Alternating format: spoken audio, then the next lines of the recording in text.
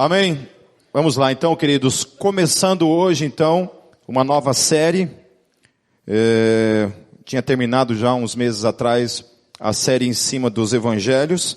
E hoje eu inicio então a série no livro de Atos dos Apóstolos. Amém? Hoje eu quero tratar 2 capítulos de modo expositivo. O título, portanto, é o Pentecostes. Então abram suas Bíblias no livro de Atos, capítulo 1. Vamos lá. Vamos lendo e vamos comentando. Diz assim: em meu livro anterior, Teófilo, escrevi a respeito de tudo o que Jesus começou a fazer e a ensinar. Uma coisa que a gente precisa entender, que a doutrina dos apóstolos, ela é fundamentada sobre uma única coisa: os ensinos de Jesus. Amém? Então, a igreja ela é fundamentada sobre esse princípio, o ensino da palavra. Amém? Eu estava tendo um debate com uma pessoa essa semana, e ela fazia afirmações, assim, sabe, de nível supostamente pentecostal, e eu comecei a questionar aquela base daquele que ele estava falando, e ele falando, e insistindo, e eu pedindo a base bíblica daquilo, a base bíblica o tempo todo. E aí ele começou a citar alguns pais da igreja que falavam a respeito disso. Eu falei, não estou perguntando que os pais da igreja falam disso, não quero saber o que Calvino fala disso, o que Ciclano, Fulano fala, eu quero saber o que as escrituras falam. Me aponte a base bíblica do que você está falando para mim.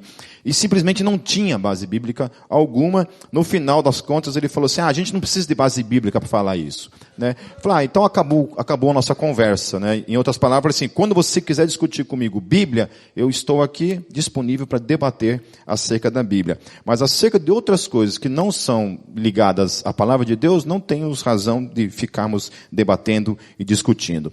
Por isso, dos meus posicionamentos políticos também em Facebook, eu faço uma separação muito distinta. Quando eu estou falando de política, eu estou falando como um cidadão, como cristão, mas como um cidadão. E aí nós temos ali, né, todos os políticos que estão ali se propondo, né, a um certo cargo político. Você vai olhar para aquilo ali e ponto. Né? Quisera eu ter lá um crente, realmente, um C.S. Lewis candidato, né, a presidente da República. Né? Sei lá, Spurgeon, né?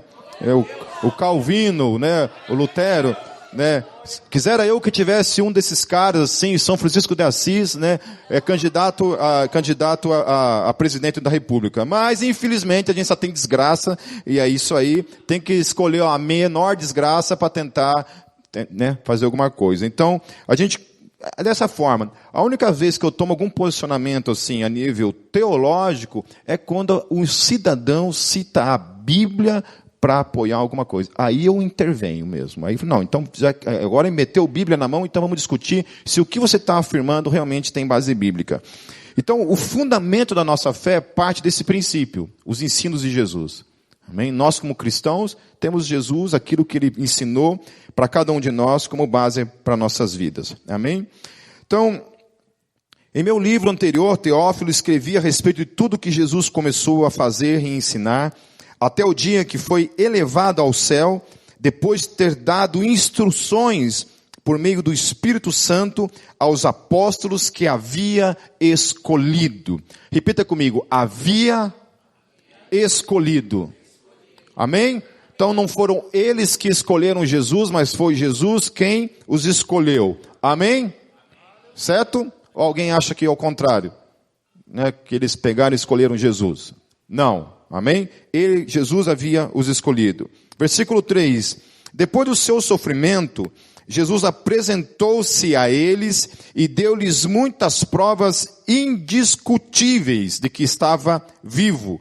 Apareceu-lhes por um período de 40 dias, falando-lhes acerca do reino de Deus. Amém? Você guarda esses dias aí, são 40 dias. Amém? Havia acontecido a Páscoa, Jesus havia morrido na sexta-feira de Páscoa e havia ressuscitado no domingo de Páscoa, e depois da ressurreição Jesus permaneceu ainda 40 dias falando, caminhando e ensinando os apóstolos. O que ele ensinou para esses apóstolos a mais não foi relatado nos evangelhos. Ok?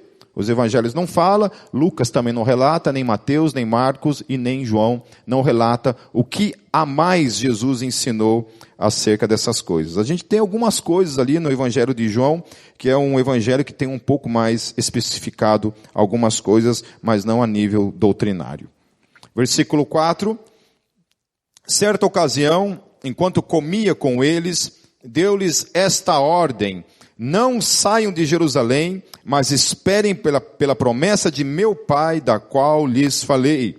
Pois João batizou com água, mas dentro de poucos dias vocês serão batizados com o Espírito Santo. Amém? Quem quiser depois saber a respeito dessa questão do batismo com o Espírito Santo, tem uma pregação lá no Metalcast, que é o batismo do Espírito Santo. Você pode entrar lá depois e dar uma ouvida, portanto não vou falar novamente sobre esse assunto. Versículo 6, então os que estavam reunidos lhe perguntaram: Senhor, é neste tempo que vai restaurar o reino a Israel?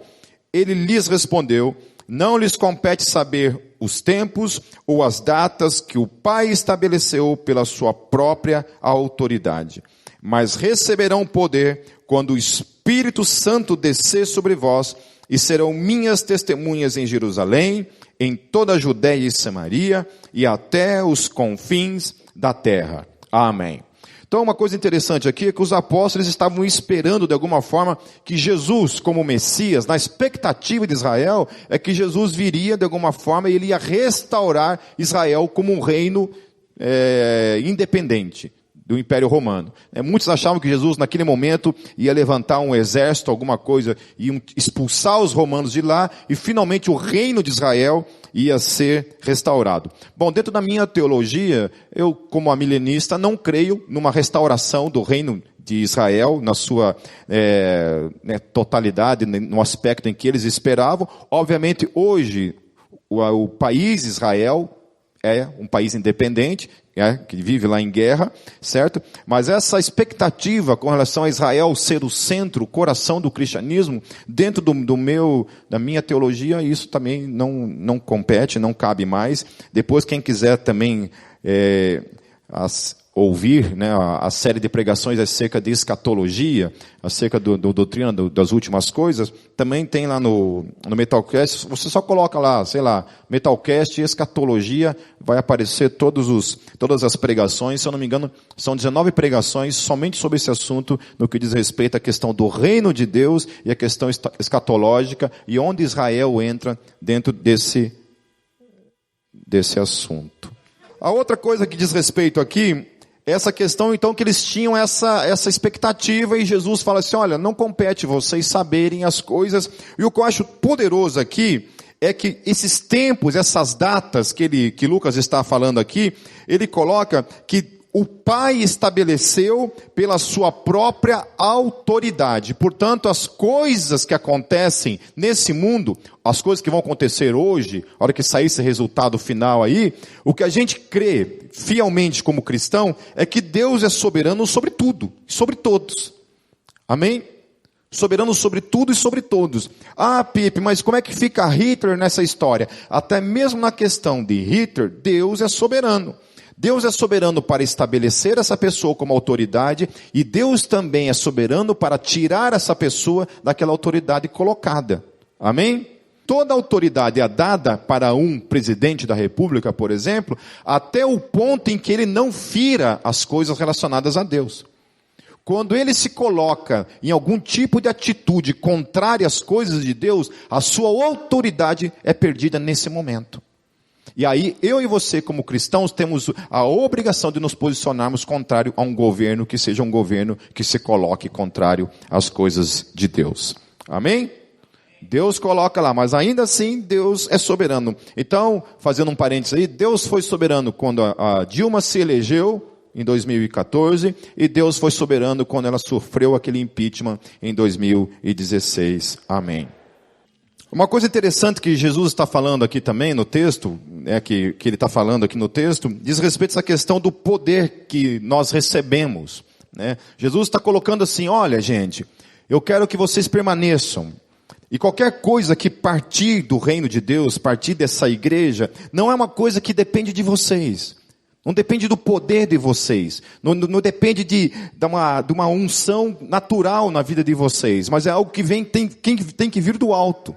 Amém? Tem que vir do alto. Então ele falou assim, permaneça ali, espere, aguarde até que do alto vocês sejam revestidos de poder. Amém? Aí quando vocês receberem esse Espírito, que é o Espírito Santo de Deus, esse revestimento de poder, aí vocês serão testemunhas. Começa então ali em Jerusalém, e de fato acontece, vocês vão ver, acontece em Judeia, Samaria, aí até os confins da terra. Amém? Mas a realidade é que essa questão de Jesus foi uma questão profética e ao mesmo tempo uma coisa que a gente vê acontecendo no mundo todo. Amém? Começa ali em Jerusalém. O cristianismo tinha tudo para não ter dado certo. Porque era feito de uma religião de pobres, né, no coração do judaísmo, portanto toda a pressão religiosa, a pressão militar, porque eles se colocam como uma religião que não coloca César como Deus, não coloca César como o Senhor das suas vidas, Jesus é o Senhor das suas vidas, e eles entram então em confronto com essas verdades que estão ali ao seu derredor, certo? Então eles tinham tudo para não ter dado certo, no entanto deu certo, e essa profecia tem se cumprido no mundo todo, graças a Deus. Amém? Eu, assim, particularmente não creio, assim, queridos, que o evangelho vai ser pregado necessariamente para todas as pessoas do planeta Terra. Certo? Quando a Bíblia fala assim, será pregado o evangelho em todo o mundo, em todas as nações, não diz respeito necessariamente que todas as pessoas, literalmente, do mundo vão ouvir acerca do evangelho. Versículo 9. Tendo dito isso, foi elevado às alturas enquanto eles olhavam, e uma nuvem o encobriu da vista deles. E eles ficaram com os olhos fixos no céu, enquanto ele subia. De repente surgiram diante deles 2 homens vestidos de branco, que lhes disseram, Galileus, por que vocês estão olhando para o céu? Este mesmo Jesus, que dentre vocês foi elevado ao céu, voltará da mesma forma como o viram subir. Então eles voltaram para Jerusalém, vindo do monte chamado das Oliveiras, que fica perto da cidade, cerca de 1 quilômetro. Quando chegaram, subiram ao aposento onde estavam hospedados. Achavam-se presentes Pedro, João, Tiago e André, Filipe, Tomé, Bartolomeu e Mateus, Tiago, filho de Alfeu, Simão, o Zelote e Judas, filho de Tiago. Todos eles se reuniam sempre em oração. É poderoso isso. É uma igreja que começa tendo consciência de que o princípio maior da sua vida é uma vida de oração. Amém? Que nada começa na minha e na tua vida sem que primeiramente comece nossas vidas em oração. Amém? Certo? Vida de oração é uma coisa necessária para mim e para você. Se nós estamos em deficiência em relação a isso, meu querido, essa é a prioridade número 1 da nossa vida. Nós temos que dar um jeito. Como? Não sei. Eu não conheço o teu dia a dia, não conheço como é que é a sua rotina, mas oração é uma coisa que a igreja nasce disso. Jesus viveu o seu ministério tendo isso como princípio, orar todo o tempo. A igreja começa com esse princípio, orando. Nós precisamos orar. Precisamos orar. Então eles tinham esse princípio. Continuando, todos eles se reuniam sempre em oração com as mulheres, inclusive Maria, a mãe de Jesus, e com os irmãos de Jesus. Então não eram somente os 12, haviam mulheres também ali, Maria estava entre elas, e os irmãos de Jesus. Há um tempo atrás eu já falei a respeito dessa questão dos irmãos de Jesus. Alguém lembra? Quando a Bíblia fala irmãos de Jesus, alguns falam que a palavra ali, irmãos, no grego, pode também significar parente, primos, mas não é isso, é irmão mesmo. Irmão de sangue? Não. Por que não é irmão de sangue? Não eram filhos de Maria, eram filhos de José. Ok? Segundo alguns livros apócrifos, né, do segundo século, e segundo a tradição, eram filhos unicamente de José. Porque José, quando casou com Maria, ele já era avançado de idade. Maria tinha aproximadamente 17 anos de idade quando casou com José. Certo? Portanto, ele era bem mais velho do que ela. Eu não lembro qual era a idade dele, mas era bem mais velho que ela. Ele era viúvo, certo? E ele já tinha 5 filhos quando casou com Maria. Ele tinha 3 filhos homens e 2 filhas mulheres. Alguns livros apócrifos têm o nome de todos os irmãos de Jesus. Amanhã, se você quiser saber, assim, sabe, se você vai ter uma crise de ansiedade a semana inteira, de curiosidade para saber quem eram os irmãos de Jesus, eu posso depois mandar para você os nomes deles, certo? A Bíblia fala sobre 2 irmãos de Jesus que inclusive escreveram 2 livros no Novo Testamento. Quem são? Tiago, muito bom. Então a epístola de Tiago foi escrita por um irmão de Jesus e não um dos discípulos, dos 12, certo? Não estavam entre os 12, mas foi um dos que estavam, de certa forma, caminhando com Jesus, que era um dos seus irmãos mais velho, ele que escreveu a carta de Tiago. Qual outro? E Judas, isto. Opa, não, temos aí um futuro pastor aí na nossa... Certo? E também a carta de Judas, que é somente um capítulo, também foi escrita por um irmão de Jesus, certo? Filho de José, não de Maria, mas filho de José, certo? Inclusive, muita gente pergunta assim, né? Deixa eu fazer um parênteses apologético aí. Muita gente pergunta assim, por que somente os 27 livros do Novo Testamento, né? Por que chegou a essa conclusão desses livros? Por que não mais? Por que não esses outros monte de outros livros apócrifos que nós temos nas mãos, né? Com que recurso, né? Que critério que esses caras utilizaram para que somente esses livros entrassem no Novo Testamento? Então houveram alguns princípios. Você pode encontrar esses princípios no livro do Josh McDowell, chamado Evidências que Exigem o Veredito. Ele fala sobre qual foi o princípio que eles utilizaram para então colocar somente aqueles livros no Novo Testamento. Primeira coisa, tinha que ter sido escrito por um apóstolo. Essa era a primeira coisa. Tinha que ter sido escrito por um apóstolo. Segunda coisa, se não fosse um apóstolo, tinha que ter sido escrito por alguém que fosse um discípulo de um apóstolo. Terceira coisa, se não fosse um discípulo de um apóstolo, tinha que ter sido alguém que tinha sido testemunha ocular da ressurreição de Jesus. Certo? Então tinha esses princípios, por isso que Tiago, Judas, né? Aí tem o apóstolo Paulo, que foi alguém que entrou depois, mas que também era considerado, portanto, o 13º apóstolo. Amém? Certo? Entenderam isso? Ah, mas e os outros livros do Novo Testamento lá que não entraram? Bom, é opinião assim, 100%, ok? Não se tem dúvida disso. Todos os 27 livros do Novo Testamento foram escritos. Isso não sou eu que falo, isso é a crítica textual, é a arqueologia que fala. Os 27 livros do Novo Testamento, todos eles foram escritos no 1º século. Todos eles foram escritos no 1º século. Grava isso. Todos eles foram escritos no 1º século.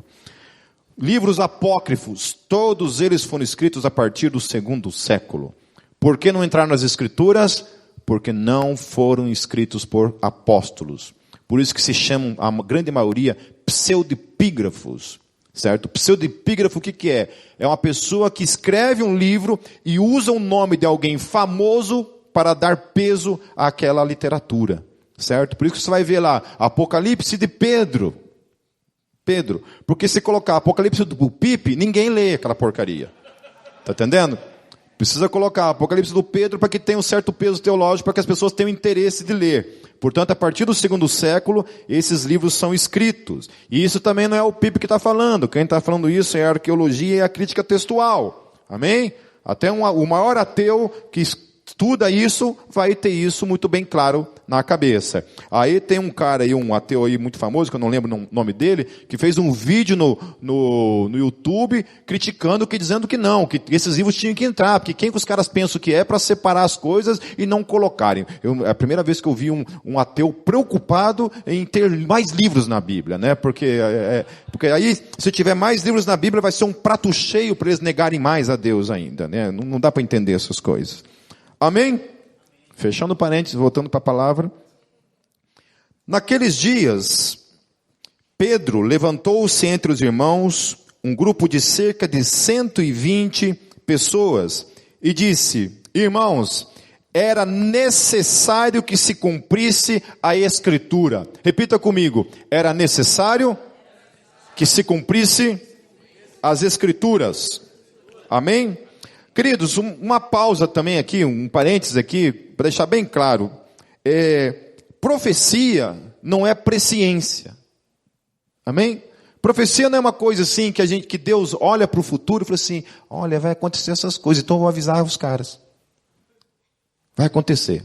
Porque muita coisa que se fala a respeito de presciência e querendo colocar que todo o ato soberano de Deus parte desse princípio da sua presciência. Presciência é o quê? Para quem não sabe. Presciência é que Deus vê o futuro, vê todas as coisas antes de todas as coisas acontecerem, Ele sabe. Tudo que irá acontecer, Ele sabe, por causa da sua presciência. Amém? Amém? Alguém acha que Deus não sabe o que vai acontecer? Não? Se não sabe, fogueira. Né? Amém? Então, Deus sabe exatamente todas as coisas. Isso se chama presciência. Amém? Porém, os atos proféticos de Deus, aquilo que Deus diz que vai acontecer, não são atos de presciência. São atos soberanos. Amém? São atos soberanos. A gente não quer que aconteça. Lasque-se. Vai acontecer de qualquer jeito. Amém? Quando Deus chega para Noé e fala assim, olha, Noé, acabou, não tem mais alegria, só vocês, construam o barco lá, eu vou tacar água em todo mundo, vou matar todo mundo afogado. Vai acontecer. Não adianta tirar sarro, zoar com a cara, que não vai acontecer. A mesma coisa com relação à parousia, a vinda de Jesus, vai acontecer. Pode espernear, pode não querer, não desejar de todas as formas. Eu não quero que Jesus volte. Senta e chora, nenê, porque vai vir. Vai acontecer, certo? Então não é porque Deus sabe, mas porque é um ato profético, certo? Da sua parte. E quando Deus profetiza na história, no tempo, na história, as coisas acontecem, ponto final. E uma das coisas que Deus havia dito por meio do profeta Joel é que isso ia acontecer. E isso aconteceu. Amém? Então, e disse, irmãos, era necessário que se cumprisse a escritura que o Espírito Santo predisse por boca de Davi a respeito de Judas, que serviu de guia aos que prenderam Jesus. Amém? Ele foi contado como um dos nossos e teve participação neste ministério, com a recompensa que recebeu pelo seu pecado. Judas comprou um campo, ali caiu de cabeça, seu corpo partiu-se ao meio e as suas vísceras se derramaram. Todos em Jerusalém ficaram sabendo disto, de modo que na língua deles esse campo passou a chamar-se Aceldama, isto é, campo de sangue. Daí entra essa questão, né, que essa profecia dizia respeito à morte de Judas, certo? Pesado isso, né? Pesado isso. Que Davi profetizou a morte de Judas há mais ou menos 500, 800 anos antes de Judas ter vindo nesse mundo. A forma como ele ia morrer, né? Coisa assustadora. Versículo 20. Por que, prosseguiu Pedro, está escrito no livro de Salmos, fique deserto o seu lugar e não haja ninguém que nele habite, e ainda que outro ocupe o seu lugar. Portanto, é necessário que escolhamos um dos homens que estiveram conosco durante todo o tempo em que o Senhor Jesus viveu entre nós. Desde o batismo de João até o dia em que Jesus foi levado dentre nós às alturas. É preciso que um deles seja conosco testemunhas de sua ressurreição.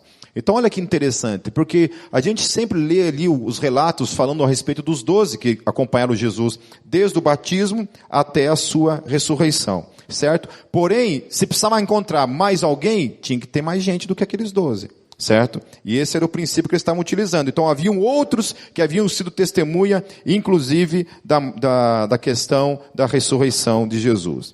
Então indicaram 2 nomes, José chamado Barsabás, também conhecido como Justo, e Matias. Depois oraram, Senhor, Tu conheces o coração de todos, mostra-nos qual destes 2 tens escolhido para assumir esse ministério apostólico que Judas abandonou, indo para o lugar que lhe era devido. Então tiraram sortes, e a sorte caiu sobre Matias. Assim, ele foi acrescentado aos 11 apóstolos. Amém? Vocês creem aqui que o texto fala que eles tiraram sorte, certo? Vocês creem que Matias foi sorte ou foi a soberania de Deus? Soberania de Deus. Amém? Crente reformado que acredita em sorte, olha, está equivocado. Né? Certo? Quando você joga na loteria, toda semaninha lá, você vai lá com a tua fezinha toda semana lá, certo? Você não ganha porque Deus não quer. Então, pode ficar bravo. Amém? Capítulo 2, então, indo diretamente ao texto que vai falar sobre a questão do Pentecostes. Vamos lá? Versículo 1. Chegando o dia de Pentecostes. Primeira coisa, alguém sabe o que significa Pentecostes? O nome Pentecostes vem da língua grega e significa 50 dias depois. Certo? Isso significa Pentecostes. Então a festa do Pentecoste era uma festa que acontecia 50 dias depois da Páscoa. Ok? Lembra que eu falei para vocês guardarem os 40 dias? Então Jesus havia ressuscitado no domingo, ele havia ficado entre eles ainda 40 dias, depois ele é elevado aos céus, 10 dias antes do Pentecostes. Então tudo isso que eu estava falando até agora aconteceu durante esses 10 dias antes do Pentecostes. Então agora, finalmente, 50 dias depois da Páscoa, está acontecendo o início da festa de Pentecostes. Continuando. Chegando o dia de Pentecostes, estavam todos reunidos num só lugar. De repente veio do céu um som, como de um vento muito forte, e encheu toda a casa na qual estavam assentados. Aleluia. E viram que parecia línguas de fogo, que se separaram e pousaram sobre cada um deles. Todos ficaram cheios do Espírito Santo e começaram a falar noutras línguas, conforme o Espírito os capacitava. Aleluia.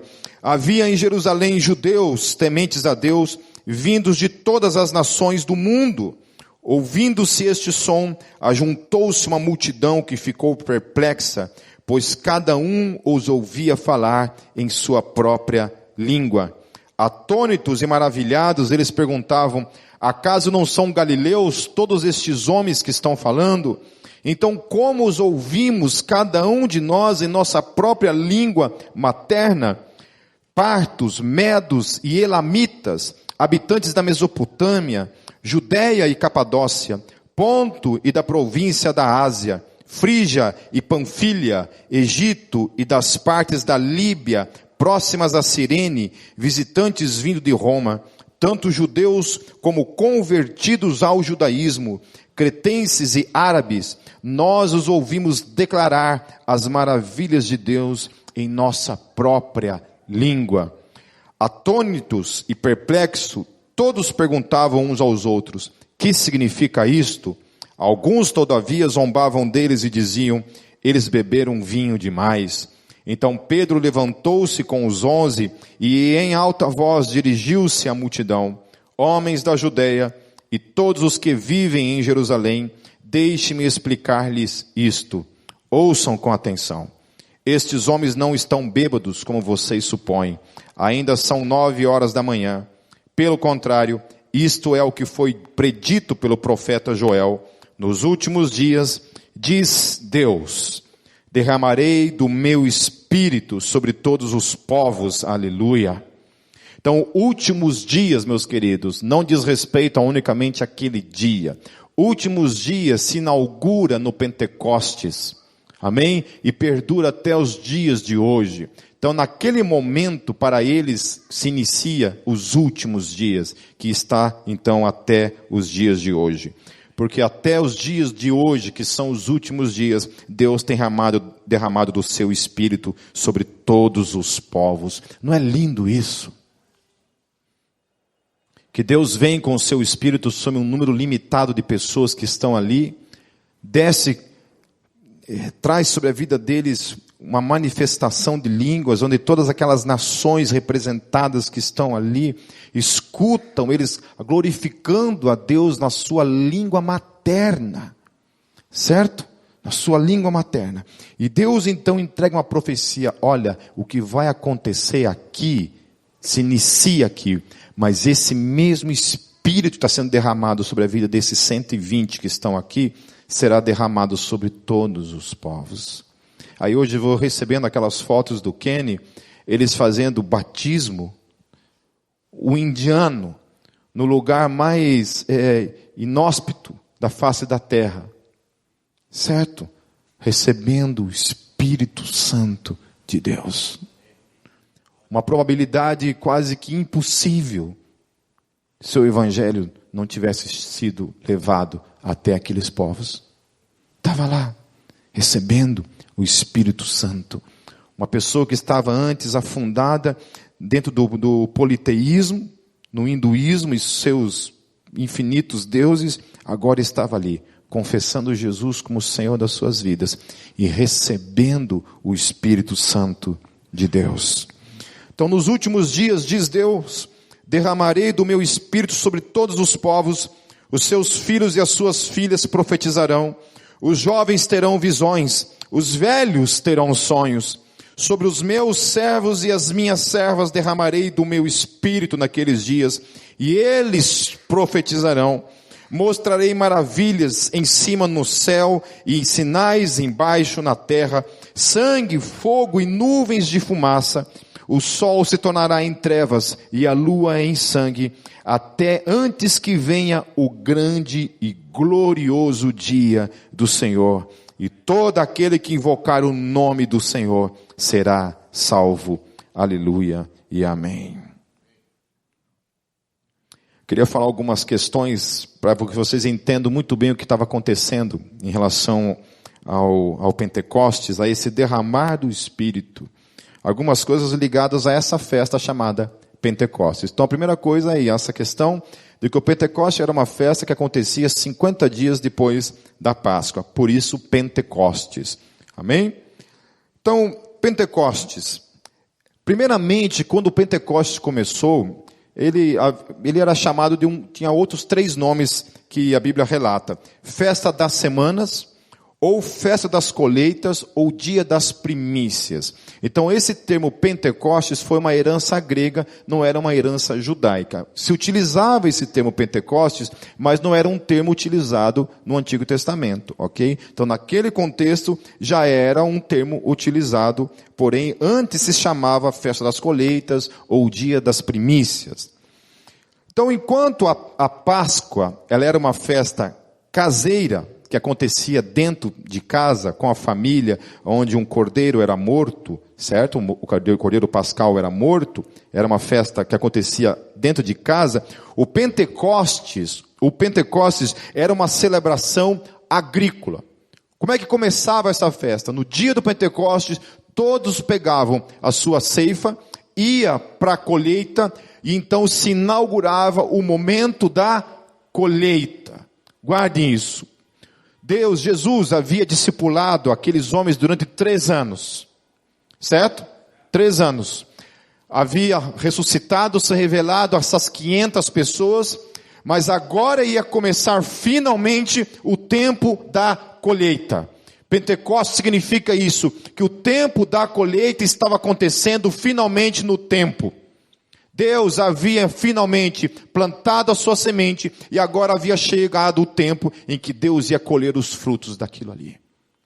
Então o Pentecostes o Espírito Santo é derramado, a autoridade para que a gente possa colher os frutos havia sido derramado. Então assim como aqueles homens entravam naquele campo para fazer a colheita, eles pegavam a sua ceifa, quando eles começavam a ceifar, começava então a festa das colheitas, ou a festa do Pentecostes.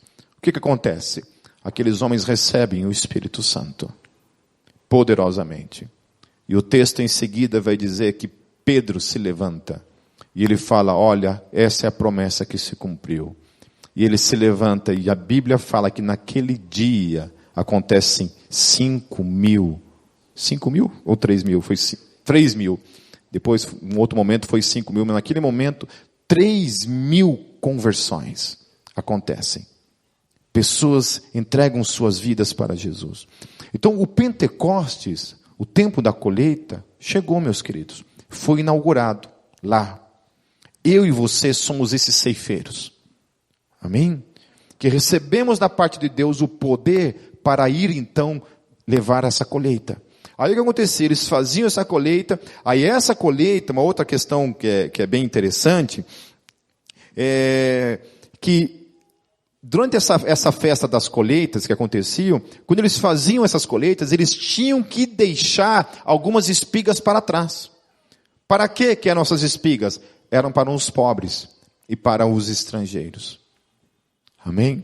Então havia também um tempo em que o Espírito Santo havia sido derramado sobre os pobres. O interesse de Deus, a preocupação de Deus é que o reino de Deus, sem uma conotação aqui, meus queridos, assistencialismo, não é isso, certo? Mas o reino de Deus, ele tem também como característica, essa característica de ser alguém que abençoa a vida dos pobres. E o evangelho é a maior bênção que você pode dar para a vida de um pobre. Eu conheço gente que era analfabeto e aprendeu a ler lendo a Bíblia. Como? Não sei. Pelo menos as coisas que eu escuto, né? Se a pessoa está mentindo, aí é uma questão entre ela e Deus. Eu já escutei de pessoas que não sabem ler nada, mas conseguem ler a Bíblia. Como isso? Não sei. O Evangelho tem esse poder. A gente, quando tinha o Ministério Sangue Bom, eu estava morando numa casa ali em Pinhais, e uma mulher, assim, mais ou menos de uns 30 anos, com uma criança, bateu palma na frente da minha casa e estava pedindo comida. Então, a gente foi lá, né, separamos algum alimento e demos para ela. E eu perguntei para ela se vocês moram longe, né, moram por aqui, porque a gente tinha interesse de repente, uma vez por mês, dar uma cesta básica para vocês, né? Falei para ela isso. Ela, sim, a gente mora aqui e tal, deu o endereço, então beleza. Aí eu falei com o pessoal do Sangue Bom, na época o Kleber era um dos líderes, era o líder, e eles foram então visitar, levaram uma cesta básica e foram visitar essa família para levar essa cesta básica.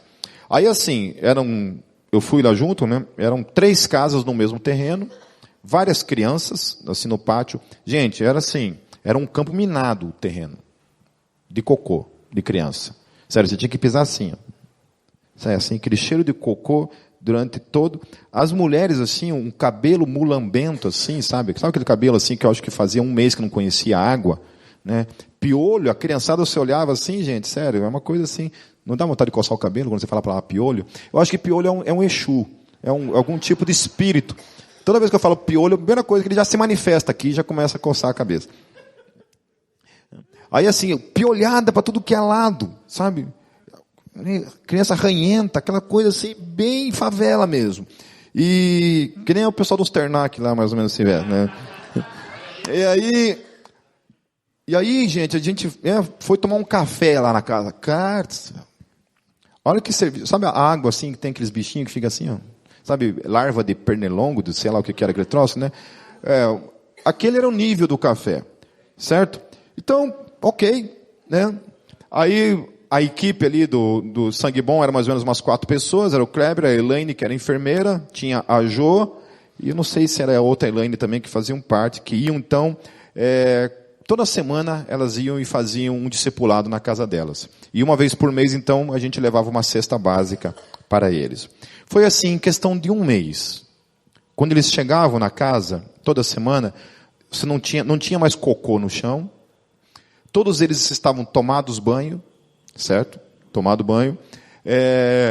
A gente deu um jeito lá de arrumar a água lá também, então matou todos os pernilongos do Satanás. Mudou tudo. Piolho saiu, graças a Deus, foi para a nossa cabeça, a gente levou embora. Né? Aí assim, você vê, né? E uma vez por mês a gente fazia também um culto aqui, que era um culto voltado somente para essas famílias. Então vinham 3 famílias e vinham mais algumas famílias aqui do Capanema. E vinham. Então você vê que o poder do Evangelho tem o poder de transformar a pobreza também. Amém? Às vezes pobreza, meu querido, também pode ser demônio. De verdade eu estou falando isso. Certo? Pobreza pode ser demônio também. Eu não estou querendo dizer para vocês, vocês é outra conversa. Entendeu? Vocês não é demônio não, é pobreza mesmo, né? É DNA o negócio, certo? Mas então assim, o Evangelho tem esse poder. Então a festa do Pentecostes também servia para isso, para abençoar não somente aqueles que tinham o privilégio de plantar e colher, mas mesmo os pobres que não tinham esse privilégio. Então, aquelas espigas que ficavam para trás é para alimentar os pobres. Amém? O outro aspecto também da festa é que a festa, uma vez que ela saía do campo e ela chegava para ser celebrada no templo, todos os estrangeiros que estavam ali em Jerusalém podiam fazer parte daquela festa. Então não era uma festa voltada somente para os judeus, mas era uma festa voltada também para os pobres e também para os estrangeiros. Então era uma festa inclusiva. Pentecostes é isso. E olha o que acontece, você lendo o relato, você vê o que acontece ali. Quando o Pentecostes está acontecendo, ele acontece justamente no momento em que essas nações estão reunidas em Israel para celebrar essa grande festa, e eles recebem então da parte de Deus o maior presente que eu e você podemos receber em vida, o Espírito Santo de Deus. O maior prêmio da nossa vida é ter o Espírito Santo como Senhor da nossa vida, que é fruto da sua graça em cada um de nós. Amém? Amém, meus queridos? Pentecostes é isso. Pentecostes é o dia da celebração. É o dia de nós celebrarmos esse presente que nós recebemos da parte de Deus, que é a pessoa do Espírito Santo. Pentecostes é a delegação de Deus para mim e para a tua vida, que a partir de agora nós somos ceifadores. A festa do Pentecostes começa em nossas vidas quando nós recebemos o Espírito Santo e nós somos, portanto, chamados agora para levar o Evangelho, para colher, fazer parte dessa grande colheita que está acontecendo no mundo. Eu e você precisamos fazer parte disso, meus queridos. Eu e você precisamos fazer parte dessa colheita. Amém? Nós precisamos fazer parte dessa colheita. A cada um Deus tem um chamado que é dado para levar o Evangelho. Não sei de que forma. O Ministério Sangue Bom precisava ser resgatado nessa igreja. Sabe? Alguém podia falar assim, olha, eu quero tomar conta disso. Eu quero reiniciar esse ministério. Esse ministério começou com o Luke Greenwood, que hoje está lá na Polônia. O Luke começou há mais ou menos uns 16 anos atrás. Ele acordava às 5 horas da manhã, preparava um café e saía nas ruas, lá no centro de Curitiba, para levar o Evangelho para as prostitutas que ainda estavam na rua. Sentava com elas na calçada e pregava o Evangelho para essas mulheres. Depois isso mudou um pouco, começou também a evangelizar meninos de rua. Uma vez a mãe do Luke me ligou desesperada. Ela é inglesa, então ela tem um sotaque carregado, ela prepare. Fala para Luke não dormir mais na rua com os mendigos. O Luke tinha dormido na rua com os mendigos. E ela ficou doida com isso. Falou assim, não precisa tudo isso. Ela ficou doida com ele. Eu cheguei nele e disse, pô, Luke, menos. O Luke, para quem conhecia o Luke assim, ele só comprava roupa em brechó para começar. Ele só comprava roupa em brechó. E o Luke não usava calçado. Ele andava descalço o tempo todo. O pé dele era lindo. Era uma coisa muito linda. Então o Luke era assim, era essa coisa, sabe? Era um menino muito bonito, Quem está aqui já há 17 anos, que vai lembrar dele. Era um loirão, bonitão, assim, cabelo comprido, cara de elfo, assim, ó. Até eu, o coraçãozinho batia quando eu via o Luke, assim. Ainda mais porque ele dormia na minha cama comigo, aí nós dormia abraçadinho, era uma delícia. Então o Luke começou assim, sabe, evangelizando, primeiro prostitutas, depois moradores de rua, sabe, meninos de rua, e aí o sangue bom. Então o Luke andava na rua ali, e os meninos de rua falavam assim, e aí, sangue bom? Por isso o nome, Ministério Sangue Bom, certo? Gente, a gente está aqui para isso. Deus não nos deu o Espírito Santo para que o Espírito Santo fosse, de repente, uma coisa, sabe, para a gente só entrar no nosso secreto e falar em línguas somente. Não é para isso somente. Amém? O dom de línguas, amém. Glórias a Deus para quem tem, para quem é edificado por meio dele. Mas não é somente para isso. Então, se fala em Pentecostes, a primeira coisa que a gente pensa é o quê? Pentecostes é pular no Espírito, dançar no Espírito. A gente pensa que é isso. Não, Pentecostes é a capacitação da parte de Deus, que Deus nos dá da parte do céu, por meio do Espírito Santo, para que a gente comece esse processo de colheita em nome de Jesus. Amém? Quando o Pentecostes aconteceu na minha vida, que o Espírito Santo entrou na minha vida, eu fiquei desesperado, eu falei, eu preciso pregar o Evangelho.